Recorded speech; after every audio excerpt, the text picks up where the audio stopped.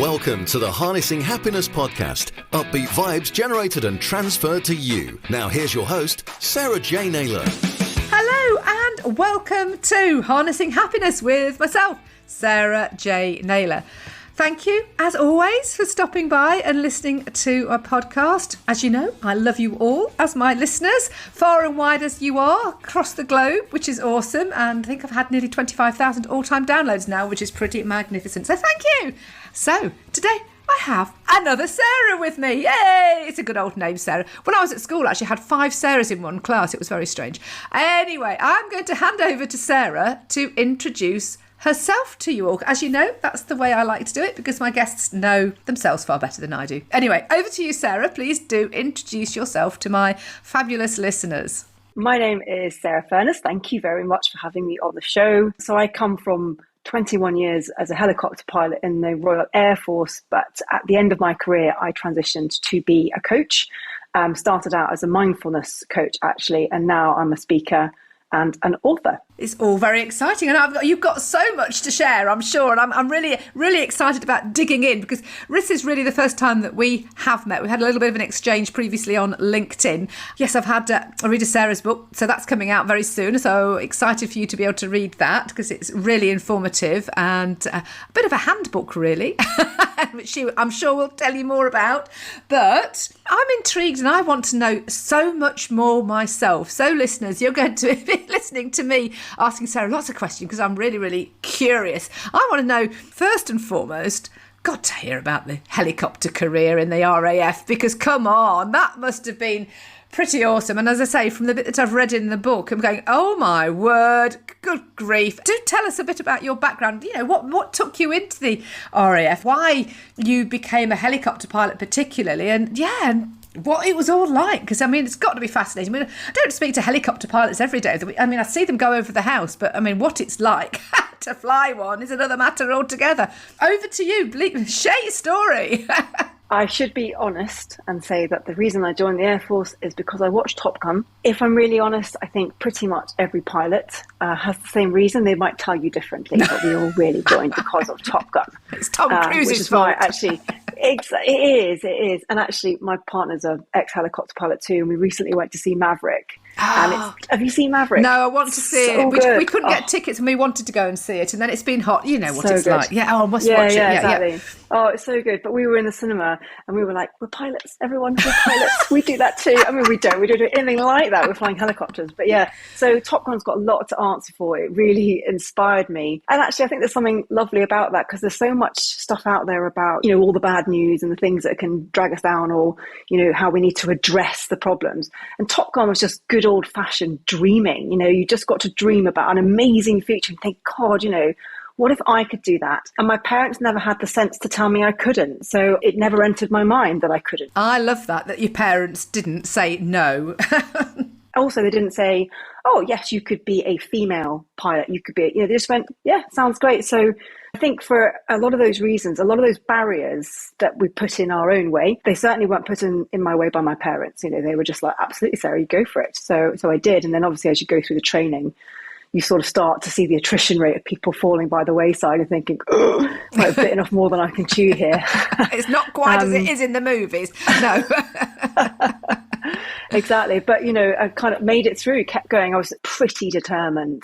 That's a trait I've always had, maybe at the cost of other things, but I have always been incredibly determined and focused. And, it got me into the cockpit of the helicopter. So I'm very grateful for that. So you went straight in with a desire to be a pilot then? It wasn't like you went in to the RAF to do anything else but I want to be a pilot, and you made it happen. I was laser focused on being a pilot, and actually they sort of said, well, you can't be because your arms are too short, believe it or not. Back in those days, a lot of women got turned away because we tend to be shorter.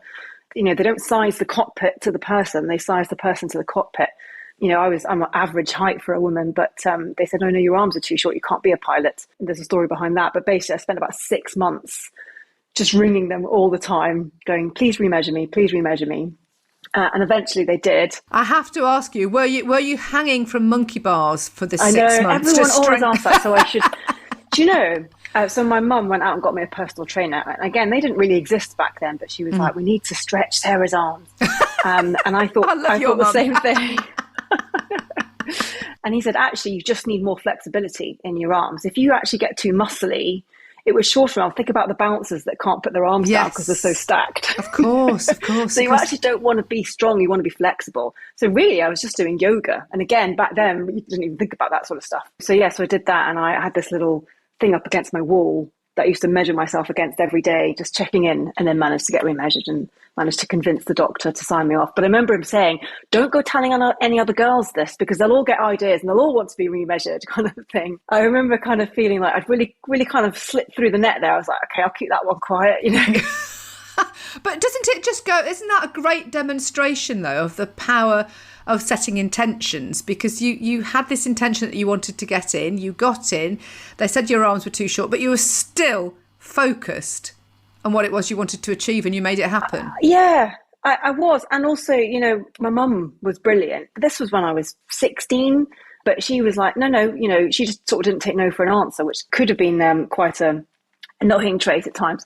But she really helped me, and she really showed me that actually just because someone says no the first time doesn't mean that you have to sort of give up. So that was a great lesson in just sort of sticking at it. And also the reason I had the ability to get remeasured was because I'd been measured previously, and the measurements there was a discrepancy. So I had evidence to say, you've measured me wrong. And I kept ringing the RAF up saying, I think you've made a mistake.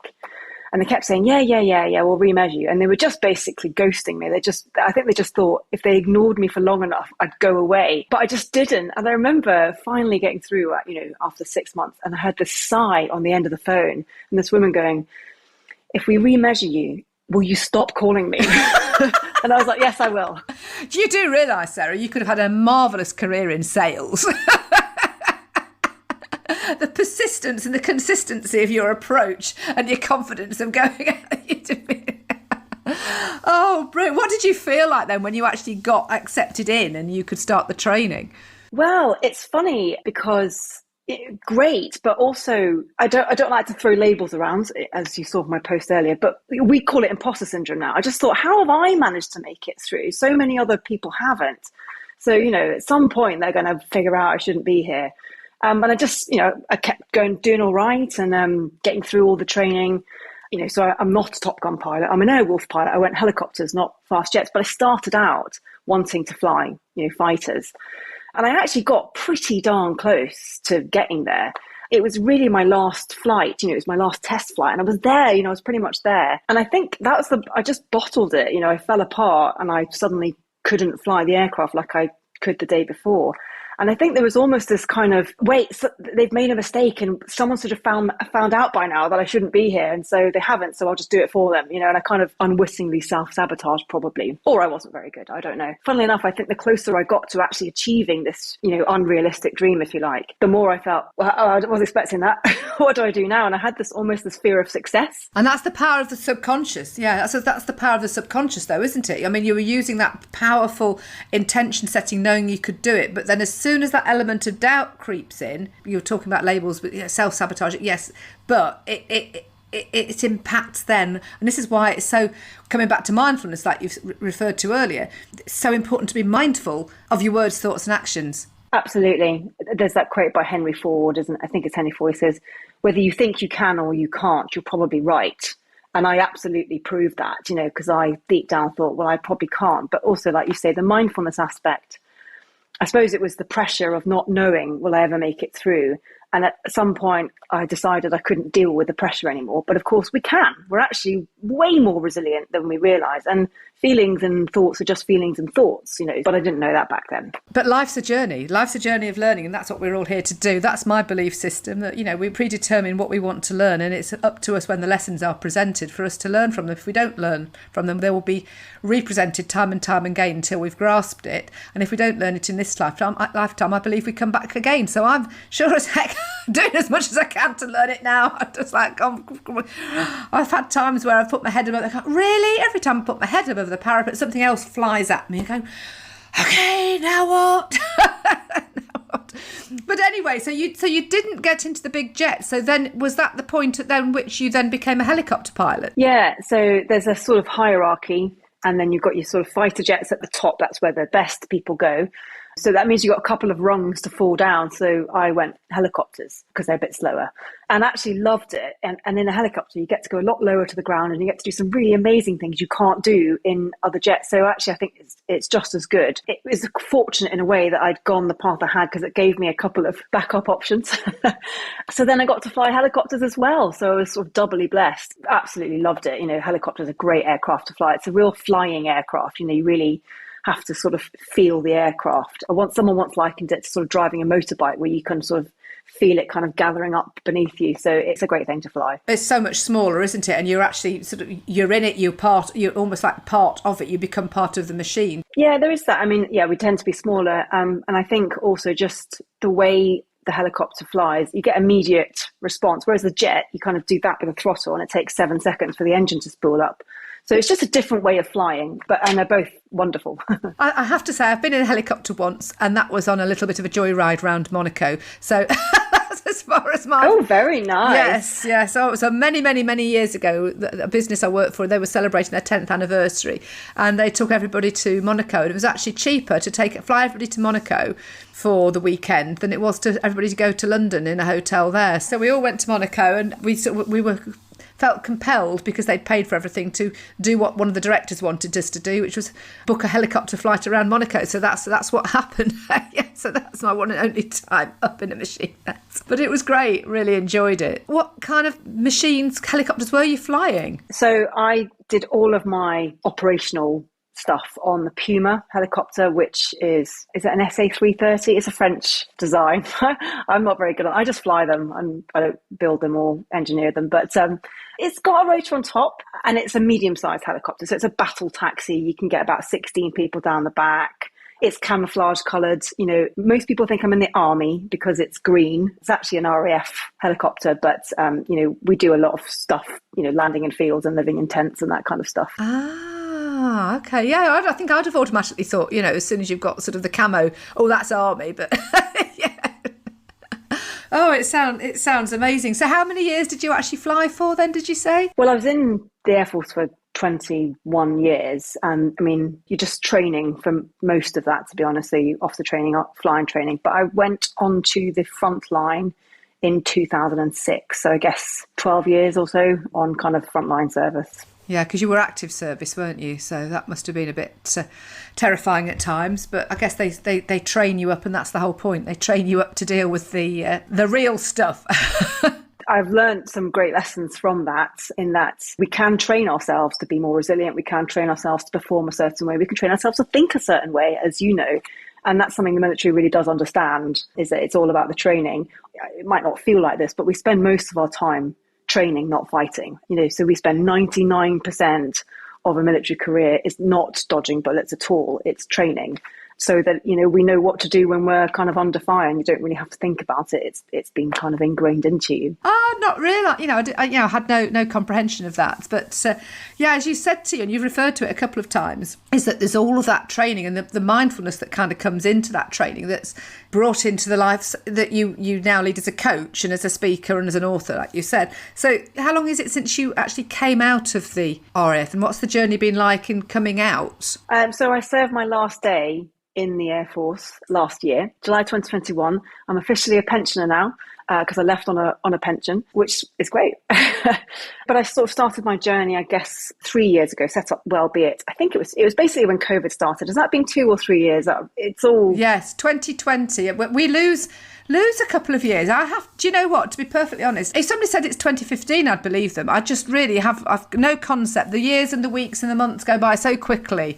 Yeah, exactly. Okay, so on that basis, 2.5 years ago, set up the business, which was coaching primarily. And so I started doing that as I was leaving the Air Force, and actually started doing it on Air Force people. So because COVID started, we all suddenly went online, and I ran Wellness Wednesday sessions, you know, for the people in the military, and just started teaching mindfulness to, you know, a group of military people. So it's actually a great place to practice. Yeah. And then, you know, it's like you kind of get your first client and go, oh, wow, I'm actually an entrepreneur now. This is yes, I'm helping people. And then exactly.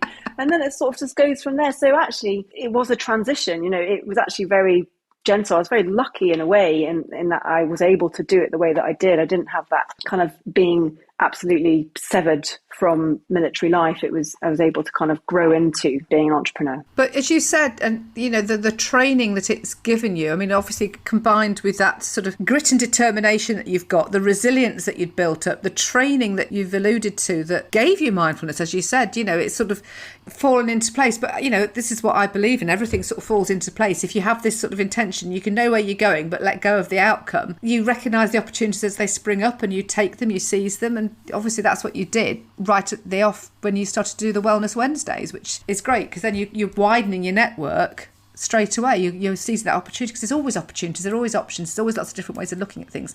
I mean, I guess we could talk coaching terms till the till the helicopters come home. So what have you enjoyed about the change? Because I mean, it's a massive change in many respects from coming out of the military, from that sort of rigidity and sort of life that is sort of dictated to you by the beast that it is, to then suddenly, as you refer to, being an entrepreneur and going, oh, hello, I can make my day my own, I can do what I want, when I want, because that's quite a difference. Or do you still use, and it's interesting, as I'm asking you this question, I'm thinking about clients that I've had that have been in sort of worked from the teaching area, and they work in school terms and they look at the calendar, the diary in such a way that it's in blocks of time like that. So do you use that sort of military training and approach to how you now work as a coach yourself in terms of your own business rather than how you discipline your coaching clients?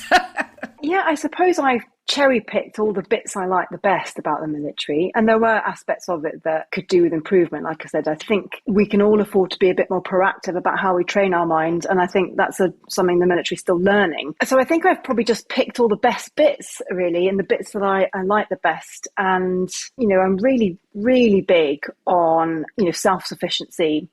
And it all starts here. And I'm not saying make it all about me, but, we talk about leadership. And that's what a lot of people want to talk to me about, because they go military equals leadership. We have this instant credibility in the leadership arena, which I'm happy to exploit. But, we have to start with self-leadership. And I think in some ways, some of the really freeing things that happened when I left the Air Force was that I'd spent so much time wanting to be part of a big team and wanting to be one of the boys and wanting to be part of a tribe. And it's so strong in the military, that culture, and it's lovely, that camaraderie that you feel. It's fantastic, and feeling like you're like each other is a lovely place to be. But I also learned when I left the Air Force to sort of trust what I think and trust my own instinct and trust that I can get through, and also speak up and say, this might not be the popular thing to say, but this is what I think.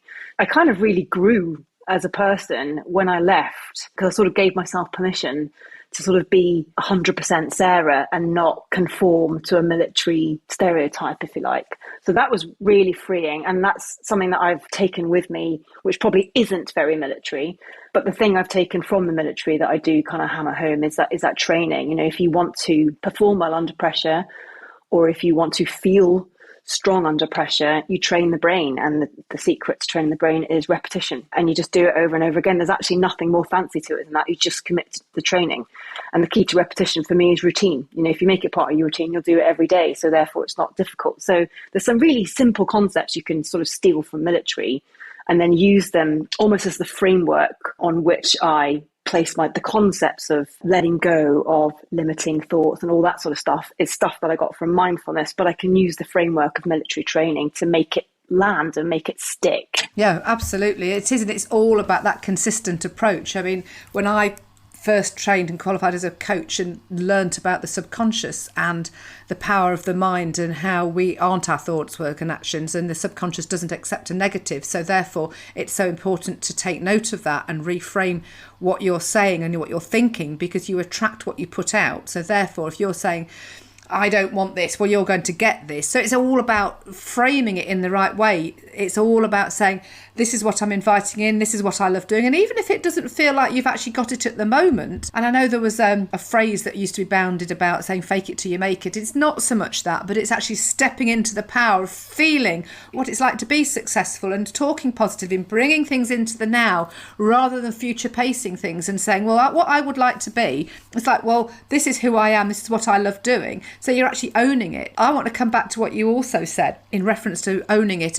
You are responsible for yourself. Nobody else is responsible for you. And it is all about that brain training. It is all about taking responsibility for your own words, thoughts and actions, your health, your well-being, absolutely everything. If you blame, oh, well, it's not my fault, might not have been, but you are responsible for how you respond to that and how you feel it and how you experience it.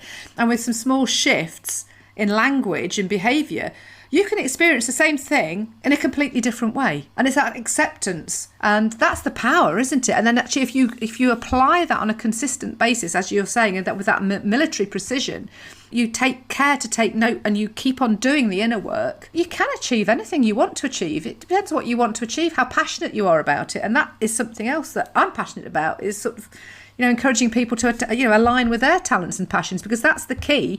There's no point going, well, I want to change my mindset, but actually I'm not that bothered whether I want to do that or not. Well, there's no point change what you want. Do the inner work, understand yourself, know yourself. You've obviously had that clarity of mind, which has sort of driven you. It still drives you now. And the other thing I love is that you've picked out the good bits and you've taken with you what resonates. And that's, again, I guess you would encourage other people, like I would encourage people to do, because it's not about all the learning, because everybody learns in different ways. They've got different learning styles, but it's the bits that resonate that help you become you. Yeah, absolutely. And also I think that can be a positive or a negative experience, and there's probably a better way to phrase it. But, there might be aspects of things that haven't gone so well for your life. And so again, with the military, I might think, well, I didn't like that about the military, so I'm now doing a 180. But I've come to realise that was actually a kind of platform that I leapt off, as opposed to rejecting it. I actually sort of took it with me. I took that experience with me and learned from it. And so when you sort of see that, you kind of go, oh, that's exciting, because actually nothing really bad can happen. I'm not saying bad things don't. I can always grow and learn. So actually, I don't need to be afraid of things not always going my way or finding things difficult, because that might just shine a light on something else that I would never have seen otherwise.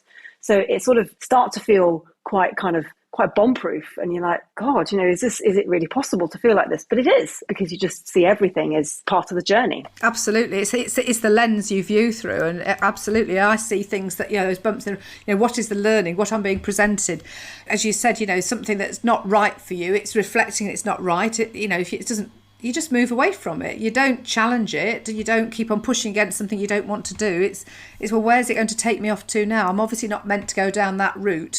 However much I think I want to, I've got to carry on with it. I mean, I can liken it to my recruitment business that I set up for years. I've been trying to get away from it. But it's hung on and it's clung onto my legs. Like, oh, you're not going anywhere. Okay, oh my gosh, all right, okay, I surrender.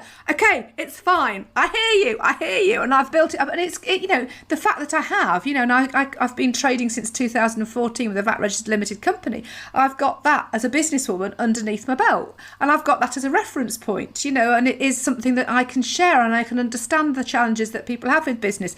Doesn't mean to say I still understand what my accountants are telling me when they send me things that have got brackets around them and this, that and the other for this year and that year. I'm going, oh, what? How much do I owe the HMRC? And then have a cry. But,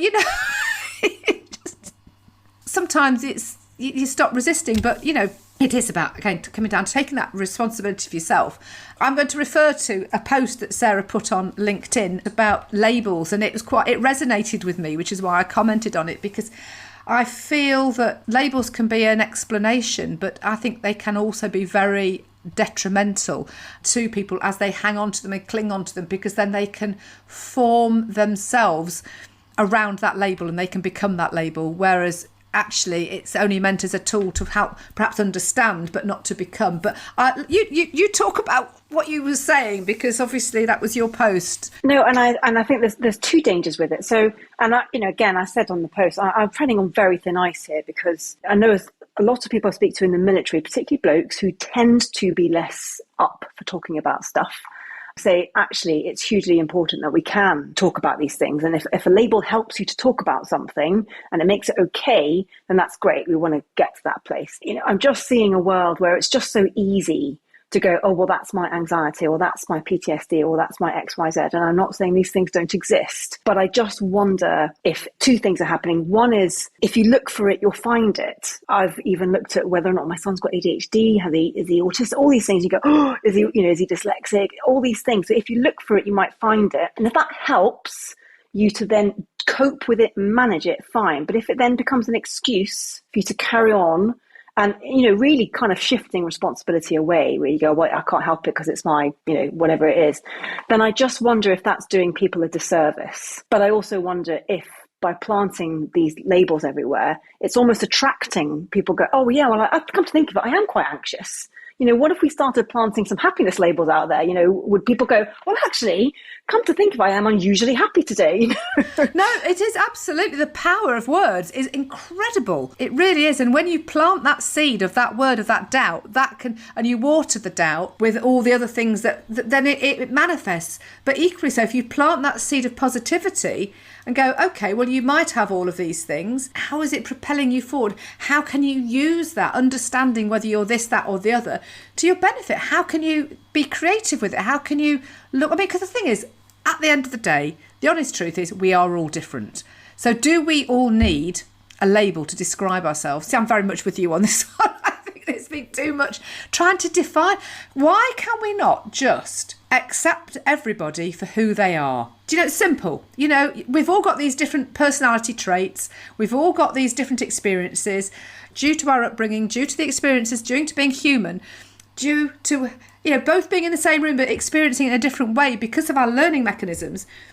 We're all different. So do we all need... No, we don't need a different tack. I understand it can help group people together, but yeah, I'm with you kind of on that one. Oh, Craig, there's so much more I want to talk about because Sarah's got a book coming out that's going to be due on the, when is it? The 5th of October on Amazon. But I will be at the Henley Literary Festival as well on the 3rd, which is a chance to pick up an earlier copy. Apart from that, how do people get in touch with you, Sarah? I do hang out on LinkedIn. Hang out on LinkedIn? That sounds weird, doesn't it? Yeah, you're having fun hanging out on LinkedIn. But that's where I put most of my content. So if you put Sarah J Furness actually into LinkedIn, you've got a J as well. I do. What was your J for? Or Janet. Oh, you're a Janet. I'm a Joanne. Oh, okay. So LinkedIn is kind of where I post regularly, but also you could always obviously come and see me at my website, which is sarahfurness.com. Not that I'm obsessed with myself. And if you're more into the coaching side of things, so sarahfurness.com is where I do the speaking side of things. And if you want to know more about mindfulness and coaching, then it's wellbeitcoach.com. Thank you again for listening. Thank you to Sarah. And until next time, everybody, have a wonderful rest of the day, week, month, year. Take care and lots of love from me. Thanks for listening to the Harnessing Happiness podcast with Sarah J Naylor. If you took value from the content, please follow the show on your podcast app. And to find out more about Sarah's ape mindset, visit sarahjnaylor.com. That's Sarah.